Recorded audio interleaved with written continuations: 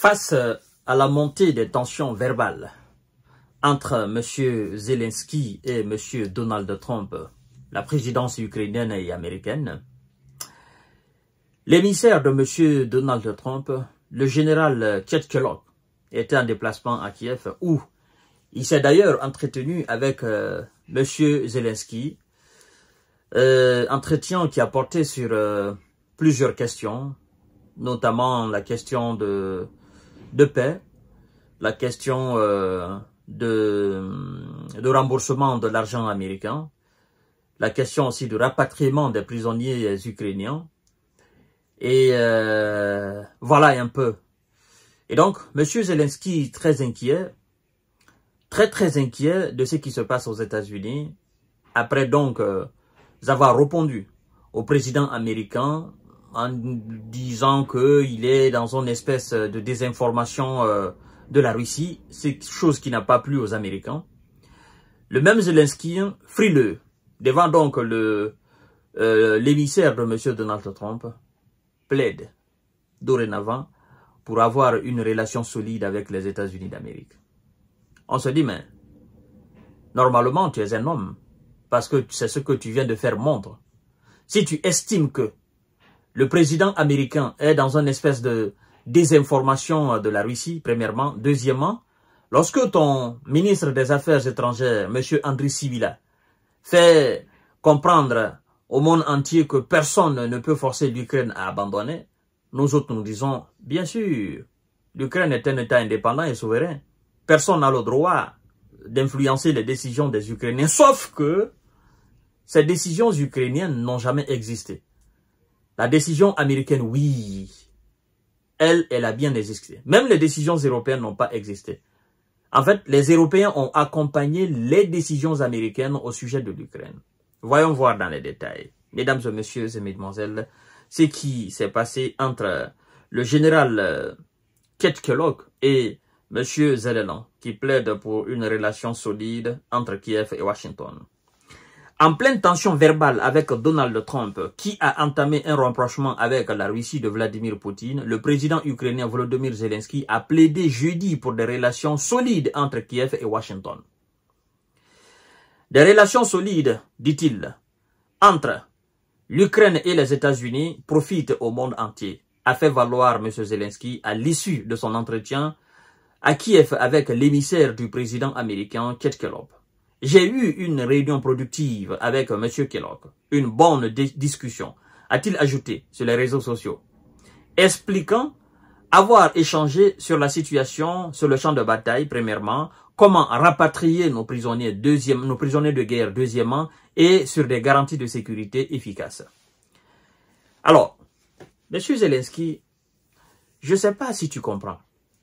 Quand tu emploies souvent le terme monde, je ne sais pas, est-ce que tu parles du cosmos, du monde ukrainien, du monde américain, du monde européen? Parce que quand tu dis la solidification des relations entre l'Ukraine et la Russie profite au monde entier, tu parles de quel monde? Parce que les Africains, les Sud-Américains et une partie des Asiatiques te diront, nous on n'a rien à cirer de ta relation solide ou pas avec des États-Unis d'Amérique. On n'a rien à foutre avec ça. Et donc, quand tu dois t'adresser à un monde, certes, ce n'est même pas le monde européen, c'est une partie même du monde européen. Parce que, aujourd'hui, les 80% des populations européennes sont opposées à la continuité de cette opération, des hostilités sur le terrain. Les 80% approuvent la démarche de M. Donald Trump de mettre fin à cette situation. Et donc, tous ceux qui vont entraver, n'est-ce pas, ce processus de création de conditions pour, effectivement, le retour de paix dans ce pays-là, je crois que la population européenne, la population américaine, ces populations sont même opposées. Il ne faut pas souvent croire à ce que disent les dirigeants de ces nations, mais il y a ce que les dirigeants disent et il y a ce que les populations pensent. Et donc, les populations de ces deux blocs européens et américains, ces populations ne sont pas d'accord. Donc, dire que une relation solide entre Kiev et Washington profite au monde, ça profite tout simplement à M. Zelensky. Et pourquoi il plaide maintenant pour la solidification de cette relation? Pourquoi il le fait?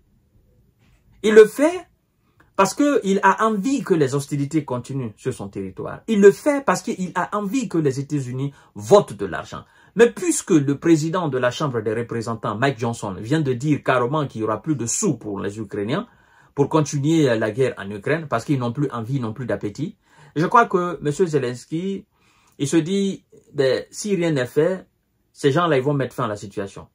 Et si on persiste à continuer, ils vont nous abandonner. Et nous abandonner, ça veut dire quoi? Ils nous jettent tout droit dans la main des Russes. Parce que nous n'aurons aucune chance de survie sans eux. C'est ça la réalité. Et donc, si tu sais que tu n'as pas de chance de survie sans les Américains, mieux vaut écouter les Américains que les Européens. Mieux vaut écouter la proposition des Américains ou les propositions des Américains, hein, au lieu des Européens. Parce que les Européens eux-mêmes vivent sous l'influence américaine. Donc, en ce qui concerne le rapatriement des prisonniers de guerre, ben, moi je pense que tu n'as pas besoin de discuter de cela avec les Américains. Parce qu'il y a eu, au cours de l'année 2024, il y a eu, je crois bien, plusieurs échanges de prisonniers entre les Ukrainiens et les Russes.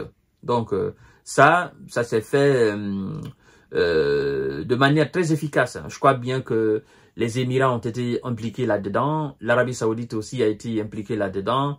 Je crois bien, les fois où il y a eu des échanges de prisonniers entre les deux nations, ça a été sous l'égide des Émirats Arabes Unis, mais de l'Arabie Saoudite aussi. Ça, c'est premièrement. Deuxièmement, lorsqu'il parle de garantie de sécurité efficace, en fait, vous devez savoir tout simplement que les Américains ont fait une proposition à M. Zelensky pour lui dire, bah, écoutez, gars, il faut que tu nous rembourses notre argent. Et la seule manière pour toi de nous rembourser notre argent, parce que nous savons que tu n'as pas d'argent dans les caisses, sa vie c'est vide. C'est nous qui avons fait de vous un État jusqu'à présent. Donc la seule manière c'est de nous donner, voilà, l'exploitation des minéraux à 50%. Et donc, qu'est-ce qui se passe? Les Américains, ils sont pas dans le cadre d'apporter des troupes américaines sur le territoire ukrainien en cas de d'éventuels accords de paix. N'est-ce pas? Pour la garantie de sécurité à ce niveau-là. Les Américains, ils sont plutôt dans la sécurisation des zones où ils doivent exploiter les minéraux. Je ne sais pas si vous comprenez. Les Américains ne veulent pas envoyer de troupes en Ukraine, hein, pour sécuriser la paix qui sera alors obtenue à travers les réunions qui seront mises ensemble en place entre M. Donald Trump et M. Vladimir Poutine. Les Américains ont fait la proposition à M. Zelensky, ben, tu nous donnes 50% de ces minéraux-là et nous allons envoyer nos troupes, nos militaires au niveau de ces sites pour les sécuriser afin de les exploiter. Mais nos militaires ne viennent pas pour sécuriser l'Ukraine. Et Zelensky, c'est pourquoi il a dit non, je refuse. Parce que ça ne profite pas aux Ukrainiens.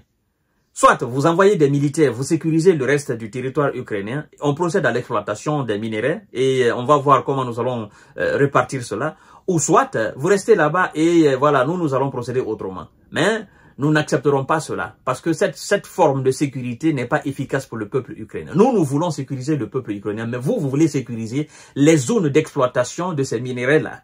Et ça ne passe pas. Les Américains ne sont pas fous. Ils disent, ben, on ne veut pas faire face à la Russie sur le terrain. On ne veut pas envoyer de troupes américaines sur le terrain. Non. Pour aller sécuriser l'Ukraine. Non. Nous voulons tout simplement sécuriser les sites d'exploitation que nous-mêmes nous allons exploiter. Voilà. Nous allons envoyer nos militaires là-bas. Et donc, c'est là où se pose le véritable problème. Mesdames et messieurs et mesdemoiselles. Et donc, ils ont parlé de la situation sur le champ de bataille. Bon, la situation sur le terrain, vous savez bien que Monsieur Donald Trump a déjà dit que la Russie a les cartes à main parce que c'est elle qui est en position de force. Et donc, je vois très mal comment les choses vont changer. D'autant plus que la Russie vient de conquérir 2 localités aujourd'hui encore et elle est à l'offensive au niveau de toutes les lignes de front. Donc, je vois très mal comment la situation sur le champ de bataille va changer si la paix n'est pas apportée dans ce pays-là. Mesdames et messieurs et mesdemoiselles, Zelensky, on l'a longtemps parlé, il n'a pas compris et là, il va lire l'heure. Je vous reviens tout à l'heure pour notre série d'informations décortiquage. Merci.